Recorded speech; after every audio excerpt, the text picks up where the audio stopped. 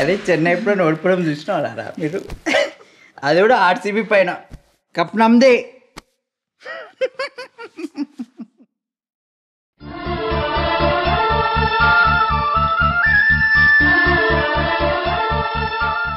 అక్క అడుగుతుంది నిన్నే, వీణ గురించి చెప్తావా లేదా?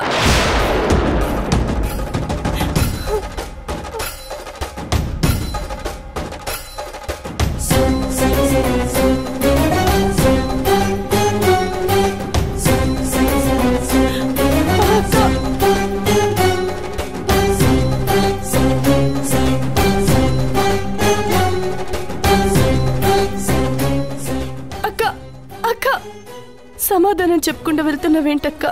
చెప్పొదునా, అన్నయ్య నీ భర్తే కదా. నీ సమాధానంతో నా అన్నయ్యకి గండం తప్పుతుంది. ఆ వీణ ఎక్కడుందో చెప్పు.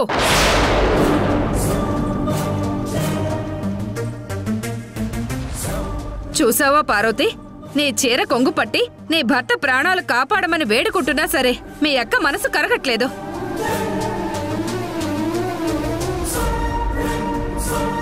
అంటే తన ఉద్దేశాన్ని ఎలా అర్థం చేసుకోవాలి, ఏమనుకోవాలి? నిన్ను మేమంతా అపార్థం చేసుకోకముందే నిజం చెప్పక్క. మౌనం అర్ధాంగీకారం అనుకోకముందే వాస్తవం చెప్పక్క. చెప్పక్క, చెప్పు. అత్తయ్య అత్తయ్య ఆగండి అత్తయ్య, ఆవేశపడకండి ప్లీజ్. ఆవేశం ఎందుకు రాదు వేదా? కళ్ళ ముందే ఘోరం జరుగుతుందని తెలుస్తుంటే ఆపకుండా ఎలా మౌనంగా ఉండమంటావు? చెప్పు.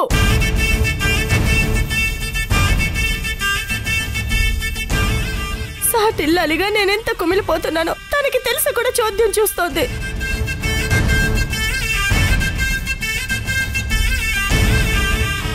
తన స్థానంలో నన్ను ఇక్కడికి పంపించి నాకు ఒక గౌరవం ఇచ్చింది అనుకున్నాను, కానీ ఇలా నా 5వ తనాన్ని తనే ప్రమాదంలోకి తోస్తుందని కలలో కూడా ఊహించలేదు. అన్నయ్య మీద కక్ష తీర్చుకోవడానికి అవకాశం కోసం చూసింది. ఇప్పుడు వీణను అడ్డు పెట్టుకుని ఒక ఆట ఆడిస్తుంది. పిన్ని మీరు మాట్లాడకండి, మీరింకా గొడవని పెద్ద చేస్తున్నారు. మీ మావయ్య తోబుట్టుగా దానికి ఆ మాత్రం కడుపు మంటుంటుందిలే. మాట్లాడేవేదా? గొడవలు పడితే ప్రాబ్లమ్స్ క్లియర్ అవ్వవు బామ్మ. కూర్చుని మాట్లాడుకుంటే సాల్వ్ అవుతాయి. అమ్మా మా కోసం చెప్పమ్మా. అమ్మా నేను చేసిన తప్పేంటో తెలుసుకున్నాను. నువ్వు చెప్పినట్లే ఉంటాను. డాడ్ హెల్త్కి ఎలాంటి ప్రాబ్లం రాకుండా వీణ ఎక్కడుందో చెప్పమ్మా. ప్లీజ్ ప్లీజ్ అమ్మా, ఐ బెగ్ యూ. చూసావా పార్వతి, ఆవేశంతో ఆస్తి పంపకాలు చేయాలన్నోడే తన తప్పు తెలుసుకుని తండ్రి కోసం మనిషిగా మారాడు. కాని సరస్వతి మనసు మాత్రం కరగట్లేదు. అంతేలే, బంధాలు నిలుపుకోవాలంటే ఆరాటం ఉంటుంది, కానీ పోతే పోనీలే అనుకుంటే ఎవరేం చెప్పినా ఏం లాభం ఉండదు, కంఠశోష తప్ప. అక్క నీ దృష్టిలో తాళికి విలువ లేదేమో, భర్త అనే 2 అక్షరాలకి విలువ లేదేమో, కానీ నాకుంది. చివరిసారిగా అడుగుతున్నాను, వీణనెక్కడుంచావో ఇప్పటికైనా నిజం చెప్పు. అయిపోయిందా?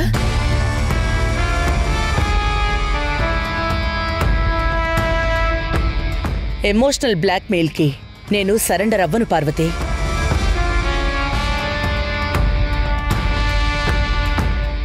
ప్రేమాభిమానాల విలువ తెలీదు అన్నట్టు మాట్లాడినా, పగ సాధిస్తుంది అనుకున్నా నేనేం బాధపడను, కృంగిపోను.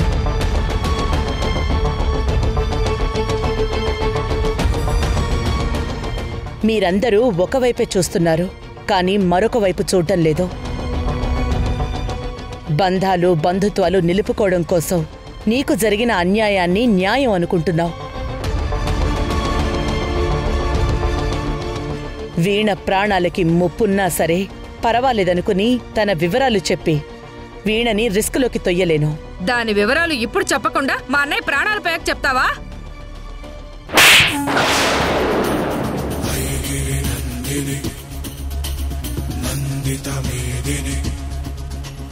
విశ్వ వినోదిని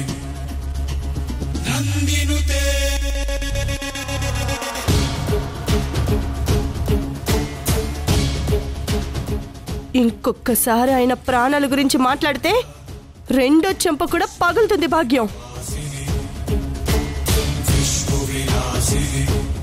ఏంటి పార్వతి, సరస్వతి మీద కోపాన్ని నా బిడ్డ మీద చూపిస్తావేంటి?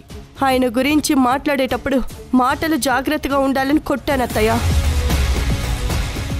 నన్ను కొట్టడం కాదు, ముందు ఆ వీణ నుండి వచ్చే ప్రమాదాన్ని ఆపుకో.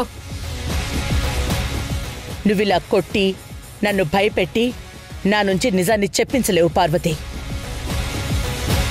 కానీ నేను కూడా ఆయన కోలుకోవాలని ఆ దేవుణ్ణి వేడుకుంటాను. కానీ నా కర్తవ్యాన్ని, నా బాధ్యతని మాత్రం నేను వదులుకోను.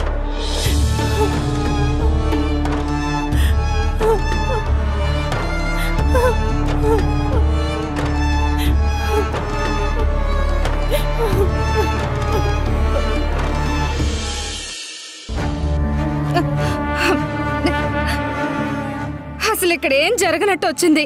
తన పాటికి తను వెళ్ళిపోయింది. అయినా ఎందుకిలా చేస్తున్నావు అని అడగకుండా పార్వతి నన్ను కొట్టింది.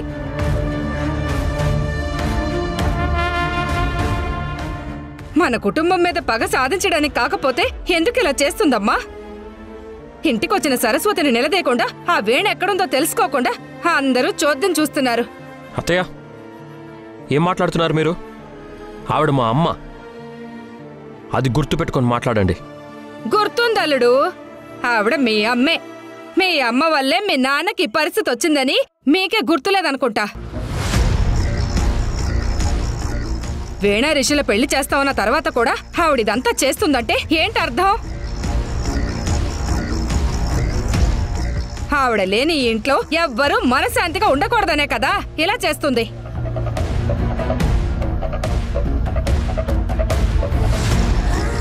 కట్టుకున్న మొగుడు చావు బతుకుల్లో పడుంటే తోడుగా పక్కనే ఉండకుండా ఏదో ఇంట్లో ఫంక్షన్ అన్నట్టు ఎగేసుకుని వచ్చి ఊపుకుంటూ వెళ్ళింది. మీరు కామ్గా ఉండండి పిన్ని. ఇప్పుడు కాదు, మామయ్య గారు కోలుకున్న తర్వాత అత్తయ్య గారిని పిలిచి అన్ని వివరంగా మాట్లాడదాం. ఇంకా ఏముందని మాట్లాడడానికి? ఎప్పుడు ఇంట్లో సింహంలా తిరిగే మా అన్నయ్యని అందరూ కలిసి మంచాన పడేశారు. దీనంతటికీ కారణం వదిన. తనని నేను ఊరికే వదలను. అత్తయ్య, అసలు తప్పు చేసింది నేను, మా అమ్మనే అనొద్దు. ఎందుకనకూడదురా? మీ అమ్మనొక్క మాట అంటేనే నువ్వు భరించలేకపోతున్నావే. నా కొడుకు నీ పరిస్థితిలో పడేసెళ్ళింది, దానికి నేనెంత బాధపడాలి? అసలు మీ అమ్మ మనిషి కాదు, బండరాయి.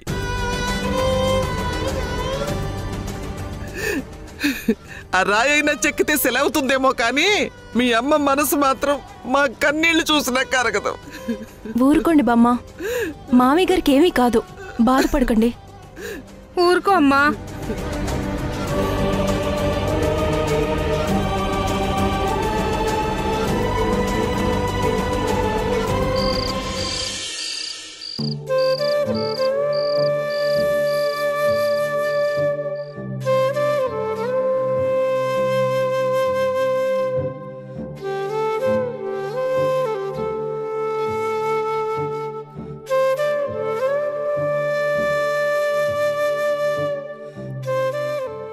అమ్మా, అది చెప్పు శాంతమ్మా. అదేనమ్మా, పార్వతి బాధపడ్డం చూస్తే నాకు పాపం అనిపించిందమ్మా. తర్వాత తన భర్త ప్రాణాల కోసం మిమ్మల్ని బ్రతిమిలాడిన తీరుకి మీరు సమాధానం చెప్పిన తీరుకి చాలా తేడా ఉందమ్మా.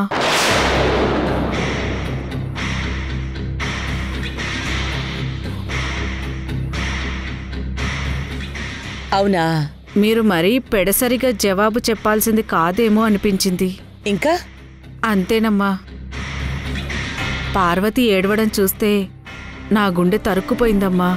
చూడు శాంతమ్మా, అక్కడ బెడ్ మీద హార్ట్అటాక్ వచ్చి పడుకున్న మనిషి నా భర్త. అంటే నా మెళ్ళో 3 ముళ్ళు వేసి నాతో 7 అడుగులు వేసిన మనిషే కదా. మా ఇద్దరికీ స్త్రీ ఋషులు పుట్టారు కదా. అవునమ్మా. నాకు పార్వతికి ఒకరే భర్త. మరి పార్వతి ఎందుకు ఆయన గురించి బాధపడుతుంది? నేనెందుకు పడ్డం లేదు? సముద్రానికి ఆటుపోట్లు ఎలా కొత్త కాదో నా జీవితంలో సమస్యలు కొత్త కావు శాంతమ్మ. సమస్యలన్నీ చూసి చూసి నా గుండె బండరాయయింది. కాబట్టి నా భర్తకి హార్ట్అటాక్ వచ్చిందన్నా చెల్లించదు.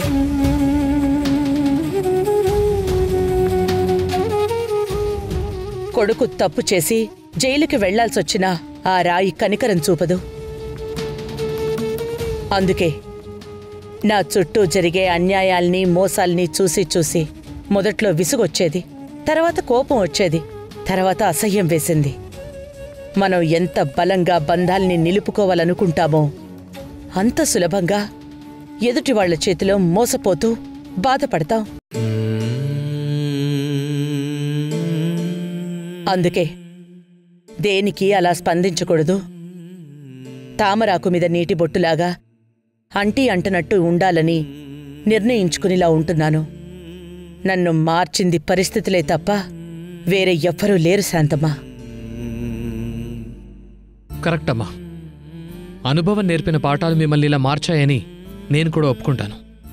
కానీ ఈ ప్రవర్తన గురించి బయటి జనాలు అపార్థం చేసుకునే అవకాశం ఉంది. ఎవరైనా మీ గురించి తప్పుగా మాట్లాడితే నేను తట్టుకోలేను, భరించలేనమ్మా. మనం వీణతో ఉన్నామా లేమా అనేది ముఖ్యంగాని ఎవరో ఏదో అనుకుంటారనేది ఆలోచించటం కరెక్ట్ కాదు కార్తీక్. అక్కడ ఆయన చావు బతుకుల మధ్య ఉన్నాడు. వీణ గురించి నువ్వు చెప్పే ఒక్క సమాధానంతో ఆయన మళ్ళీ మామూలు మనిషి అవుతారమ్మా.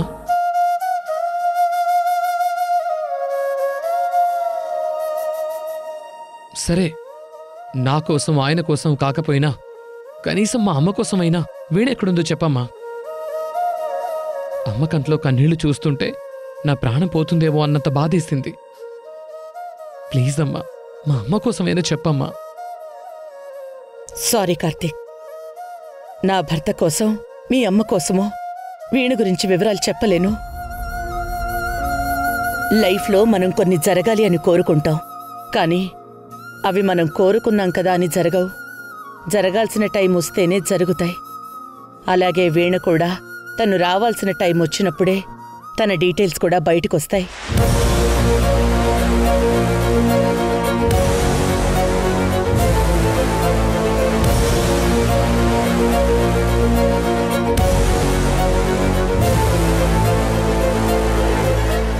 సారీ డాడ్, నా వల్ల మీకు హార్ట్ అటాక్ వచ్చింది.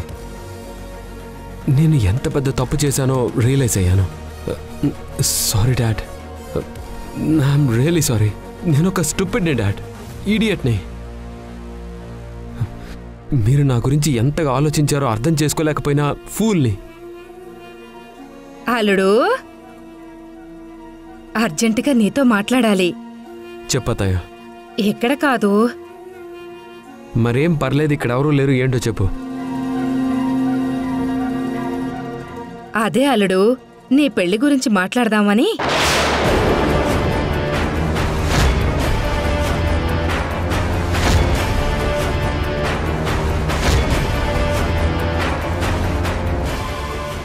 నాకు పుట్టింటి వాళ్ళు స్త్రీధనంగా ఇచ్చిన 25 ఎకరాల పొలం ఉంది. అలాగే ఇల్లు, ఎంతో కొంత డబ్బు బంగారం కూడా ఉన్నాయి. ఉంటే అవన్నీ నీకే ఇచ్చేస్తాను. ఇక్కడ ఈ వీణ ఆస్తి అంటూ తలనొప్పులన్నీ నీకెందుకు చెప్పు. హాయిగా నా కూతురు మీనాక్షిని పెళ్లి చేసుకుని అక్కడే ఉండిపోవాలుడు.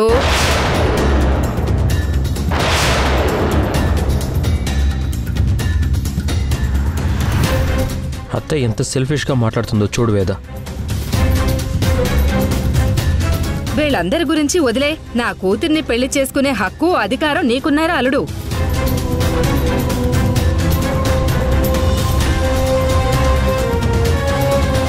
కాబట్టి పెళ్లి చేసుకో. పెళ్ళయ్యాక వీళ్ళేం చేస్తారో నేను చూస్తాను. అత్తయ్య, బుద్ధుందా నీకు?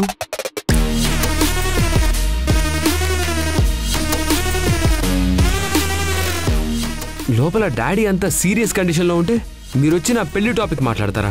నా మొహం మండ, అల్లుడు ఇలా ఎగురుతున్నాడేంటి? ఇది నిజమా కలా? కొంచెం ఏజ్కి తగ్గట్టు బిహేవ్ చేయండి.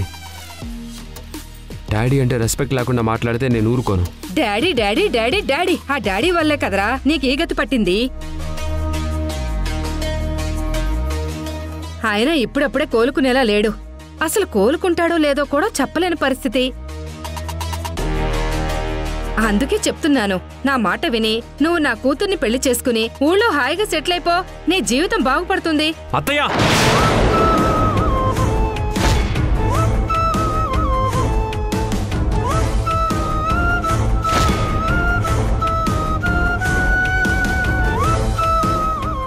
నువ్వు అసలు మనిషివేనా? అల్లుడు, నా మీదకి చెయ్యెత్తుతావా? కొట్టలేదు, సంతోషించు. అల్లుడు, మేనత్ అంటే అమ్మ తర్వాత అమ్మని ఎవరు అంటుంటే విన్నాను, కాబట్టే ఎత్తిన చెయ్యి దించాను. లేదంటేనా? అంటే ఏంట్రా, నన్ను కూడా కొడతావా? నీకా డౌటే అక్కర్లేదు.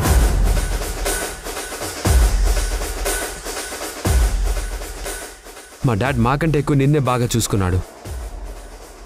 అలాంటి మనిషి ఆరోగ్యం బాగలేక బెడ్ మీద ఉంటే ఇలా నీ స్వార్థం కోసం నీ నోటికొచ్చింది మాట్లాడతావా? ఇదేనా మీ అన్నయ్యకి ఇచ్చే నీ రెస్పెక్ట్?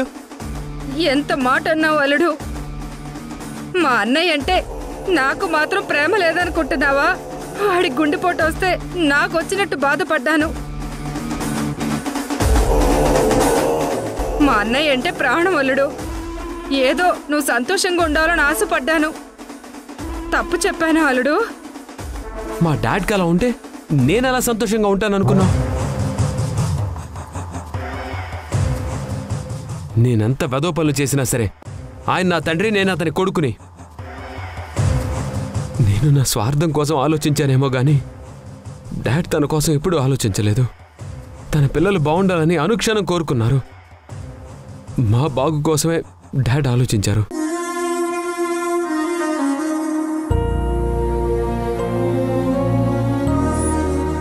అసలు నీ చెప్పుడు మాటలు వినడం వల్లే నేనెంత వర్స్ట్గా బిహేవ్ చేస్తున్నాను. ఇప్పుడు డాడీ హెల్త్ పాడవడానికి నాతో పాటు నువ్వు కూడా ఒక రీజన్. ఆ సంగతి మర్చిపోకత్తయ్యా.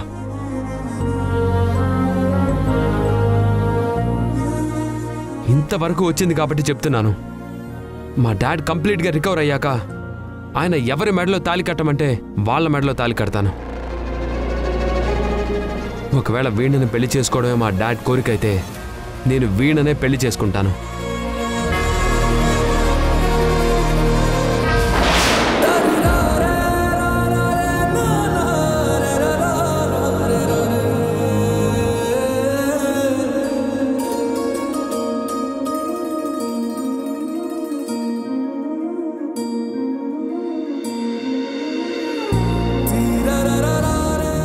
రిషిలో మార్పు చూసి ఆనందించాలో, ఎప్పుడెలా ప్రవర్తిస్తాడో తెలియక బాధపడాలో అర్థం కావడం లేదు. కానీ ఇప్పుడు రిషిలో ఈ మార్పు వస్తుందని అస్సలు ఊహించలేదు వేద. రిషి అనడం కంటే అపరిచితుడు అనడం కరెక్టే మా అత్తయ్య. ఎందుకంటే ఇప్పుడు రిషిని చూస్తే నాకు అలాగే అనిపిస్తుంది. అలా అంటావేంటి వేద? మన కళ్ళ ముందే కదా డాడీ గురించి బాధపడ్డాడు. నాకు వాడి పెయిన్ వాడి మాటల్లో వాడి కళ్ళల్లో కనిపిస్తుంది. డాడీకి వాడి వల్లే అలా జరిగిందని చాలా గిల్టీగా కూడా ఫీల్ అవుతున్నాడు. ఇదివరకు కూడా రిషి విషయంలో ఇలాగే అనుకుని బోల్తా పడ్డాం. నాకు మాత్రం రిషిని నమ్మాలని అస్సలు అనిపించట్లేదు శ్రీ.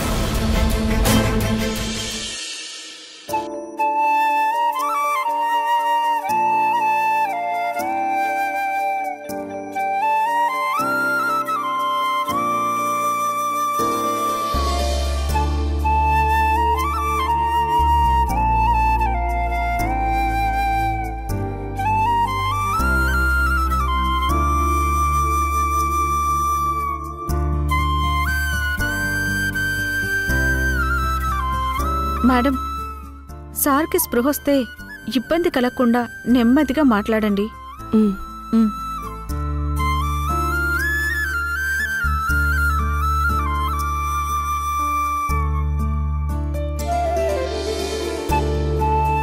ఒకప్పుడు తప్పుడు ఆలోచనలతో అందరి మనసును నొప్పించేలా ఎన్నో చేశాను.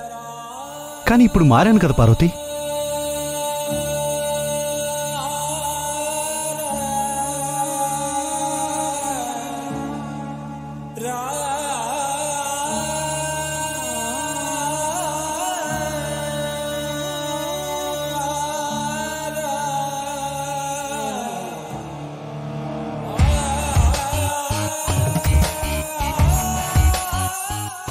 వాళ్ళిద్దరు పెళ్లి జరిపించాలనుకున్నాను. ఆ విషయం మీ అక్కకి ఎందుకు అర్థం కావట్లేదు?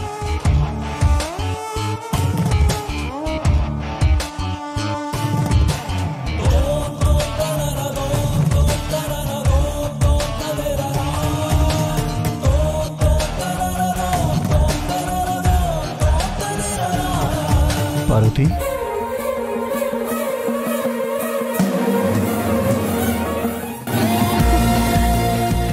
మీరు కోలుకున్నారండి, మీకేం కాలేదు. రిషి ఎక్కడా? అందరూ ఎక్కడున్నారు? లాయర్ వెళ్ళిపోయారా? రిషి మళ్ళీ గొడవేం చేయలేదు కదా పార్వతి? మీరేం టెన్షన్ పడొద్దు. రిషి సైలెంట్గా ఉన్నాడు. దయచేసి మీరు శాంతంగా ఉండండి. శ్రీ, రిషి, వేద అమ్మ వాళ్ళు ఎక్కడున్నారు? వాళ్ళందరినీ చూడాలనుంది. అందరూ మీరు ఎప్పుడెప్పుడు స్పృహలోకి వస్తారా అని ఎదురు చూస్తున్నారండి. ఇప్పుడే వెళ్ళి అందరినీ పిలుచుకొస్తానుండండి. పార్వతి, సరస్వతి నన్ను చూడడానికి వచ్చిందా? రాలేదు కదా? వచ్చిందండి, కానీ ఉండమన్నా ఉండకుండా వెళ్ళిపోయింది. నమ్మకం లేని చోట తాను ఉండలేనని వెళ్ళిపోయింది కదా పార్వతి? తన దృష్టిలో నేనొక కసాయివాణ్ణి, కరుడుగట్టిన మోసగాణ్ణి. వీణకి న్యాయం చేయాలని చూడడం కూడా తనకి తప్పులా కనిపిస్తుంది.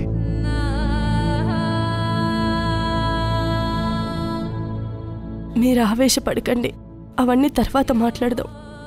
ముందు మీరు రెస్ట్ తీసుకోండి. రెస్ట్? పర్మనెంట్ రెస్ట్ తీసుకున్న తర్వాతైనా నేను మారానని, వీణకి ఇంట్లో భద్రత ఉండేలా నేను ప్రయత్నం చేశానని సరస్వతి నమ్ముతుందా?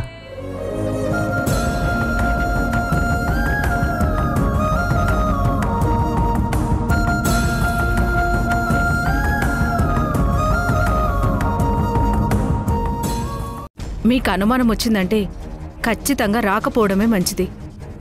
నేను వెళ్ళొస్తానమ్మా.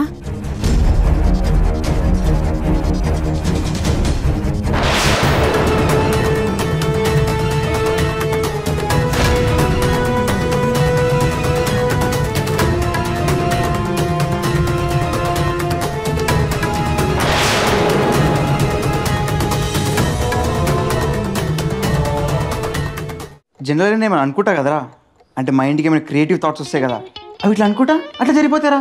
అది అలా జరిగిపోతుంది అంతే కాదురా, అది అయ్యేంత వరకు నువ్వు జనాలు కాబట్టి జరుగుతుంది.